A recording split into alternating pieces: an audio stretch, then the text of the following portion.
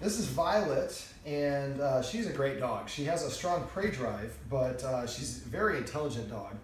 Picked things up really well during the session, so did her guardians. This is her roadmap to success. Now, one of the things I noticed is she doesn't have a lot of respect for a human's personal space. As you can see, she just has no problem accosting my hand. And anytime a dog puts his paw on top of you like that, you should immediately pull your arm away, especially if you're petting the dog. That's a way of dominance, trying to control you. So, just because I have a treat doesn't mean she gets it immediately. She has to earn it. Now, she laid down, so I might give it to her and say crash. The first thing we did is we went over rules and structure. I want the dog to identify as a follower, so then listening to the human is no longer optional. If the dog doesn't have any rules and gets to tell you when to pet them, after a while they think, I'm not equals with the humans, I have more authority than the human. And then the dog usually tries to figure out, how can I contribute to the group? In this case, she's decided to try to accost people that come into the door in a friendly way, but still probably not in a way that we'd like. So we have the two videos above. The first video is her entrance. The second video is going to be the one where we talked about how to showing her guardian how to claim the area around the door. And I would like to have them practice that. So the goal would be to try to practice that at least once a day with a new person, a different person, every day for the next 10 to 14 days. If you can't get somebody to come by every day, you can double up on a day, but don't have them come at the same time. And eventually the dog will wait behind the line, and you might want to put the painter's tape down around the table so that we know exactly where that line is. Now, the other video we went over changing the perception of the male person, or male carrier, I should say, because it's, I believe, a woman. So what we're going to do is have the male carrier just open the mail slot once. It'll make the sound that'll cause her to go over there. She's going to wait about 3 seconds. She's going to open it again, pop a treat through, wait a couple seconds, then put the mail through, and then she does her thing. It's going to take her an extra 7 seconds per day. But after the end of a week, maybe 2 weeks max, dogs will be over there happy looking for the mail carrier to come because I'm going to get the treats. Now in the video we talked about having the roommates, and we have friends and people coming by and doing that at different times of the day. So the dog knows exactly when the mail carrier is going to come, so we do it in the morning, in the afternoon, in the evening, on Sundays, and different times. Then after a while it helps them process things a little bit better. All right, so some of the rules we went over: no furniture for at least 30 days, so as long as problems going on. Not being allowed, we're going to, I believe the guardian's going to put an area rug here, and she's not along the area rug when anyone in here is eating any food. Same thing with the kitchen. Now right now we have a baby gate, but eventually they should be able to put down the baby gate and then just help her practice. Now she can go in the kitchen as long as, while she counter surfs. I went through my MacGyver-like episode. If you have a dog that counter surfs, if you go to doggunproblems.com, click on dog training tips, and type in counter surfing, all one word, in the search box on the right, a write-up will come up that probably, or a couple write-ups will come up that have my instructions of how you can stop dogs from getting up on the counter. You can also search for petting with a purpose, passive training, and escalating consequences. Also door exercise, which we did here, and focus exercise. Those are some of the exercises we went over here. I have thousands of training videos on doggunproblems.com. They're free. I want the guardian to utilize them. If you're unsure about anything, make sure you call or text me. I'm available to my clients after the session, anytime. Now, we talked about taking down the baby gate over there. She is fortunate enough to have a guardian that can actually take a dog to work. And so they have a little cubicle area where there's about 8 or 10 people that work in that area. And he's got a baby gate up there right now for her to keep her from going out, because most of the dogs there are small dogs. Well, we'd like to take that baby gate down as well and practice it. So a good way to do that is to stay a little bit late after work and practice it. What we did was I just had her on the other side of the baby gate, and then we dropped some treats on the ground with the gate open. And we waited for her to lay down. When she laid down, we walked over and picked up the treat and gave it to her. We wanted to assign a command word that means stay outside this boundary or perimeter, maybe say perimeter or whatever it is. So when we pick up the treat and go give it to her, we say that word. So we're saying you can't go across this line to go get it, but if you surrender and you communicate surrender by laying down and giving up, then I immediately go over and give you the treat at first. Then after a while, I get up and give you the treat after a couple seconds, then a little bit more, a little bit more. Eventually, it'd be a point where she's laying there for hours before you actually get up and go give her the treat. And eventually, she just understands I'm not allowed to cross that threshold unless I get that command word. We also went over the leadership exercise, something else you can search on Dog Got Problems about, and this is leaving a treat on the floor, and the dog can't have it until it surrenders. Helps the guardians practice the escalating consequences, helps the dog practice developing self-control and self-restraint, which is, I think, something that's going to go a long ways towards helping her. We went on a little bit of a walk. I showed her guardian how to use a martingale collar with a special twist of the leash. We walked around a little bit. He had a lot more control with it. He right now is using a prong collar, which are illegal in most countries. They work by causing pain to the dog, and I don't want the dog to behave because it is going to under the threat of pain. I want it to behave because it knows what I want. And so that's why we talked about kind of recreating situations anytime the dog doesn't behave the way we want. Really, we need to look at ourselves. Have we taught the dog how it's supposed to behave when I have guests come over and they're eating food? No, well then let's recreate that situation. Have a guest come over and do just a couple of hors d'oeuvres, and that guest can be in on it with us, and we can help practice that. And once we practice it enough, then we can actually have a cocktail party and have people over with hors d'oeuvres. The dog knows I can't go get these food that's on at nose level because that's what I've been trained not to do. Let me see, what else did we go over? We went over how to use the dog bed. Again, I have another training video on the website for that. Let me see, having to sit before we let the dog in or out the door, another thing that you can search for.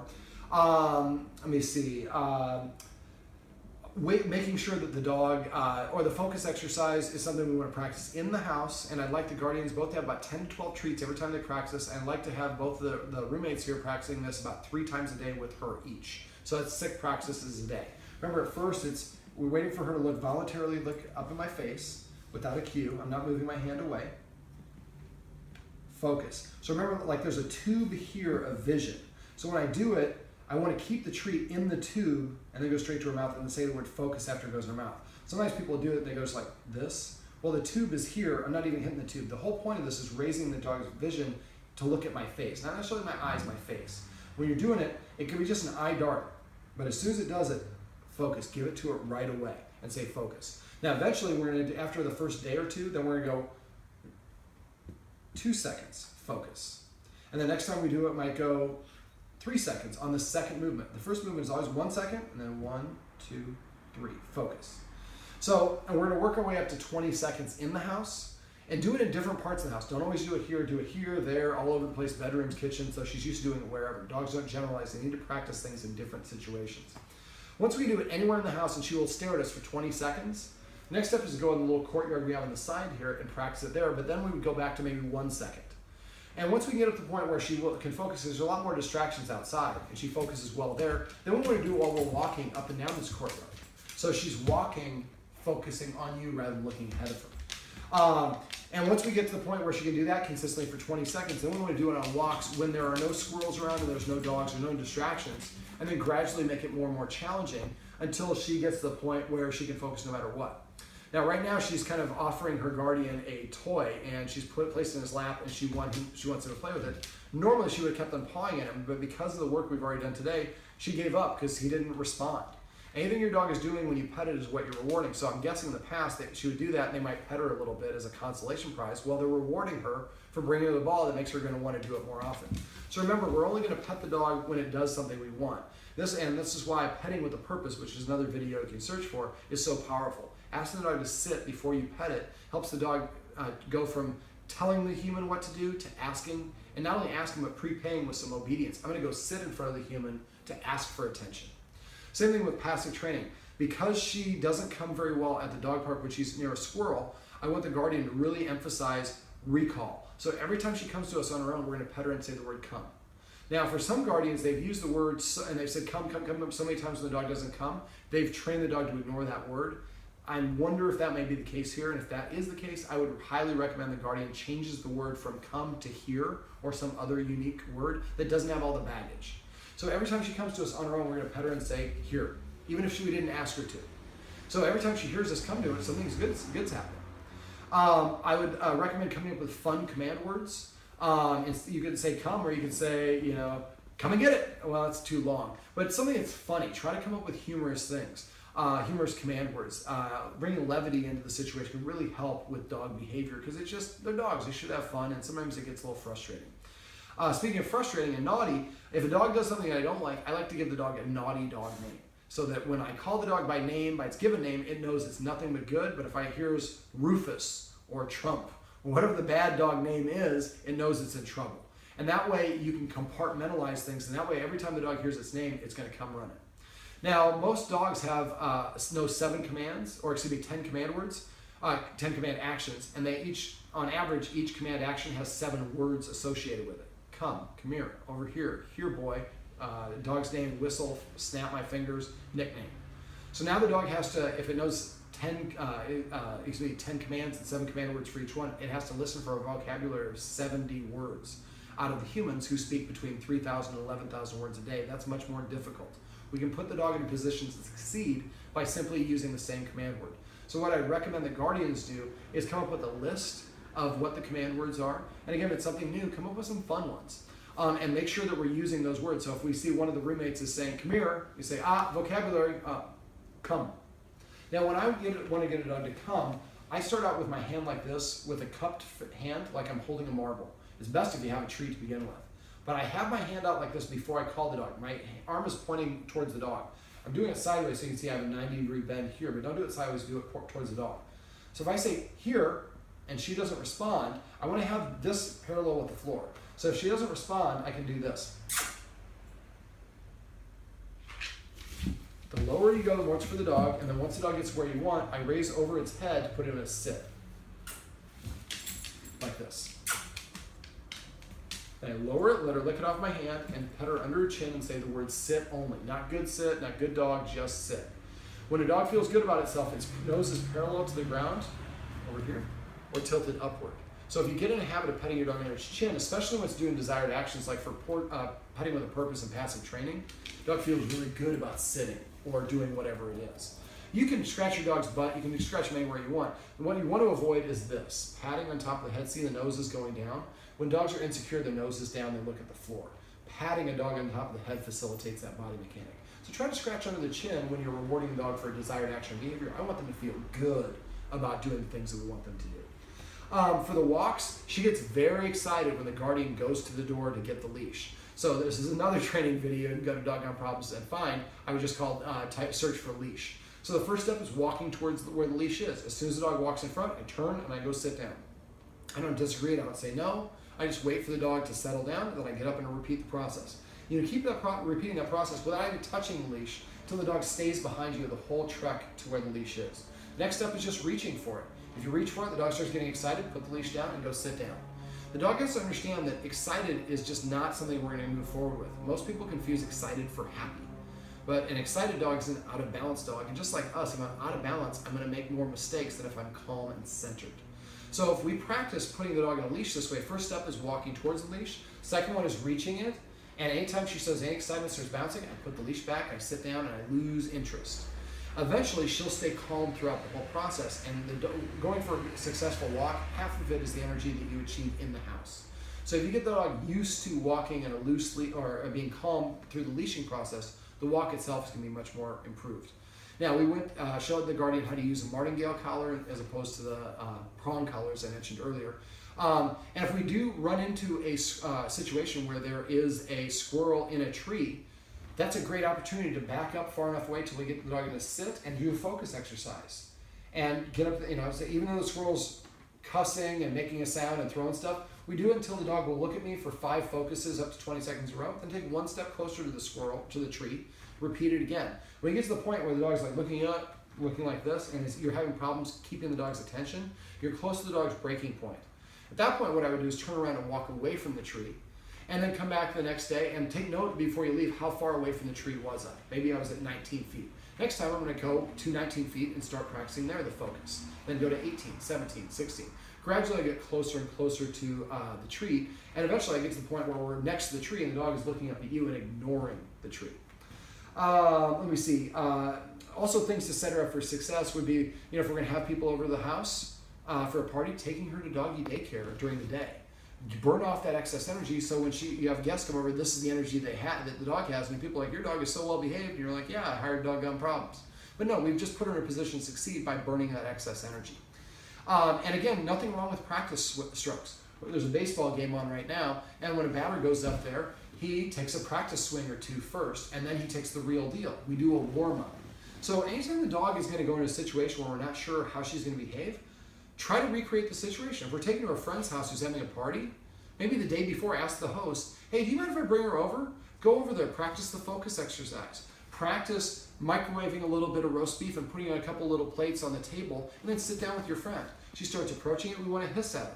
You're going to use the same kind of the escalating consequences, same sort of thing about protecting our personal space. The more that we do this and help the dog practice, then when we get to the real thing, dog practiced, it knows what it's supposed to do each step along the way, like we went through with answering the door, and now the dog is behaving the way we want because we took the time to teach it. But ask yourself, if your dog is misbehaving, have I taught the dog how I want it to behave? If you haven't, then don't get mad at the dog. Use that energy to rechannel yourself and say, you know what, I'm going to recreate the situation when we get home. I'm going to help the dog practice each individual step in a practice scenario. And then once the dog knows what to do, then I'm going to start gradually adding back the elements to make it closer to a real world situation until the dog is ready to have a house full of people with hors d'oeuvre plates and me be comfortable knowing that she's not going to go try to snatch anybody's food. Violet, is there anything else? So remember, when you're calling her, have the treat handy. Oh, at the dog park, that would be something else. I almost forgot. So if you go to the dog park and you go there at a day or a time when there aren't very many dogs there and there's no squirrel, that is a great time to practice the recall. And this is a good thing to practice anytime you go to a dog park in general, but if you have it, it's a lot of dogs there and you have really high value treats you've got in your pocket, the dogs are going to know and kind of follow you around.